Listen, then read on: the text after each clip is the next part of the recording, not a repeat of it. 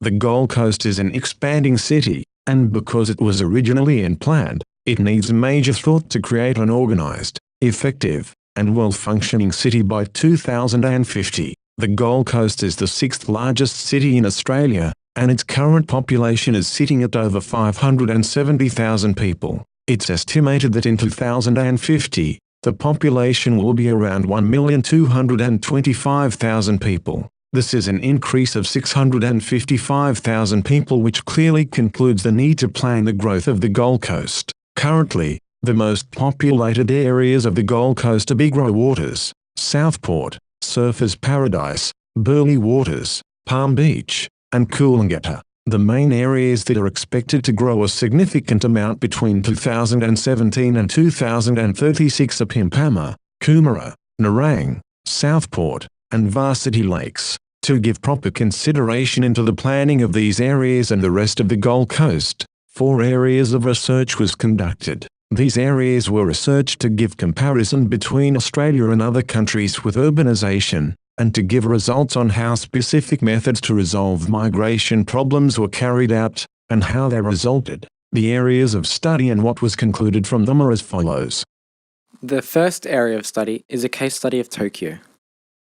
The main problem within Tokyo is unemployment, with over 3.7 million people unemployed in 2010. Although this is a large number of people, there are numerous companies and businesses within the area, but due to the high need of jobs and the competitive nature within these jobs, they are unable to employ.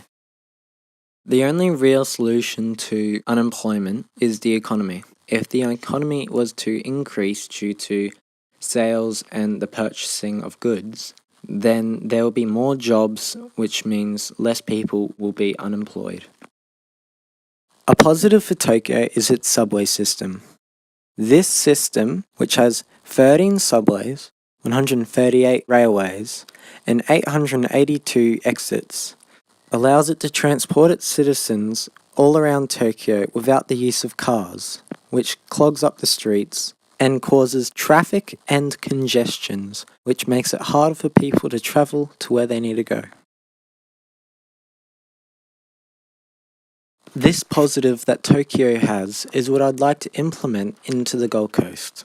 Although we will most likely not be able to create a subway like they have, we can extend the tram that has already been built further, all the way to Coomera and perhaps to the Coolangatta Airport.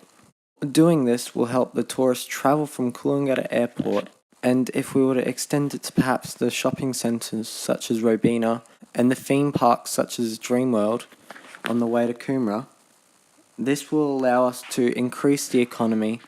We'll more easily be able to travel to attractions such as these.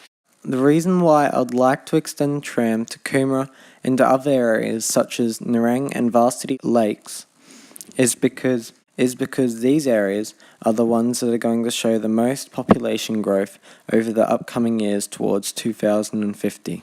If we were to do this, it would help the citizens of the Gold Coast to more easily be able to travel around the area and to places they need to go, such as work and their friends and family.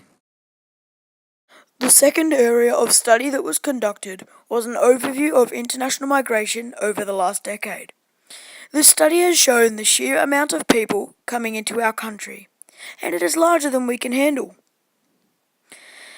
Australia has some world-class airports, but we need more. Currently, 28.5% of us Aussies were born overseas. That's 6.9 billion people. And that shows the sheer amount of people who fly into our country. That's why we need better airports in populated places like the Gold Coast. In 2050, the population would have boomed over the last 5 years. So that's why I believe we need a better airport before 2050. We need one with an international runway that can be compatible with big planes and a new international terminal.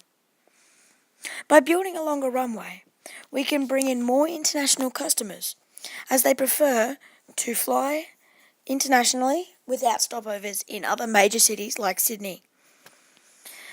But as we have no runways capable of this task, it's definitely a good idea to either extend the current runway and build a bigger standalone international terminal, or completely build a brand new world-class airport terminal and runway for the ever-growing Gold Coast. The third area of study that was conducted was into a comparison of internal migration between Australia and China. The differences between China and Australia is mainly the population difference. Australia only has 5 cities with a population over 1 million people: Sydney, Melbourne, Brisbane, Perth, and Adelaide.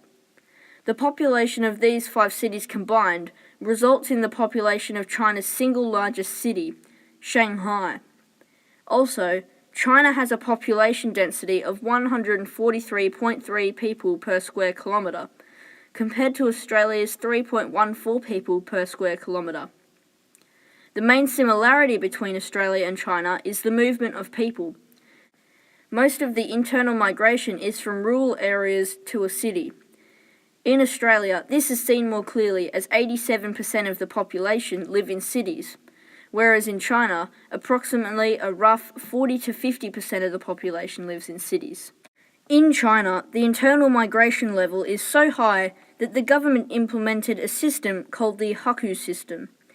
This system organises migration by making citizens register to move.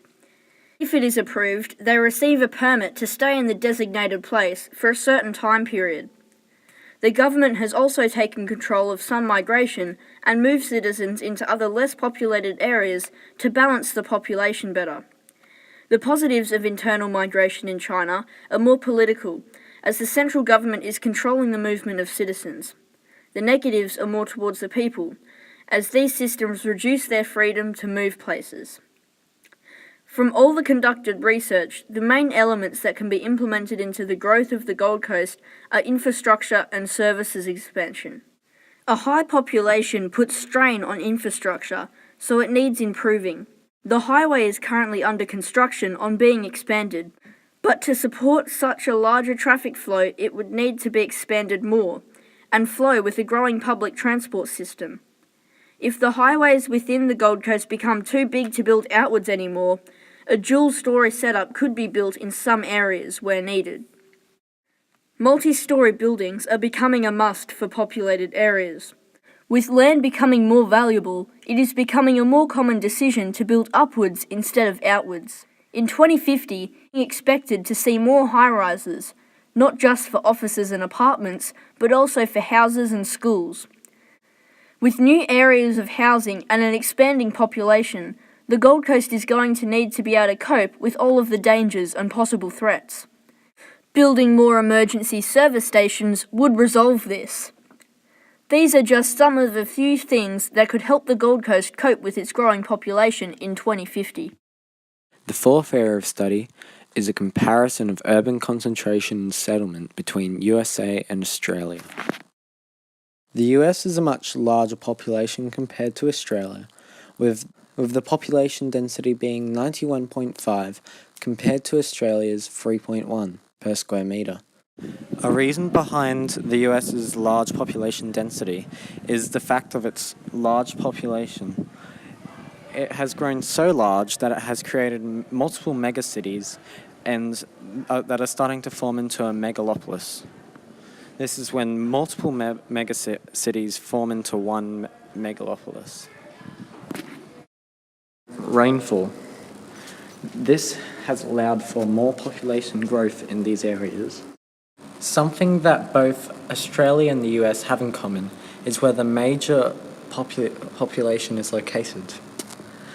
Both are located more towards the coastal areas. The Gold Coast is a rapidly growing city. These ideas are just some of the many that will make this city a more organized, planned, and functioning coastal paradise. The Gold Coast Plan for 2050, building a place for the people.